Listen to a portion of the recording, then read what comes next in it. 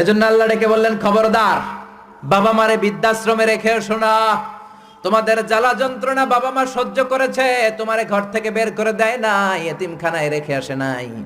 এজন্য বাবা মা যদি ঘরের মধ্যে পেশাব করে পায়খানা করে পরিষ্কার করবা, তাহলে তোমার জীবনটারে উজালা করে দিবে কে? আল্লাহ। বৃদ্ধাশ্রমে রেখে আসা যাবে? বাবা মারে যদি বৃদ্ধাশ্রমে রেখে আসো, মনে রাখবা তোর কপালে বৃদ্ধাশ্রমে জুটবে না। তুমি যদি বাবা মারে বৃদ্ধাশ্রমে রেখে আসো, তুমি বয়স্ক হলে তোমার কপালে বৃদ্ধাশ্রম নাই, ঠিক কিনা? ভাঙ্গা থালা হাতে নিয়ে তুমি রাস্তায় ভিক্ষা করে খাবা।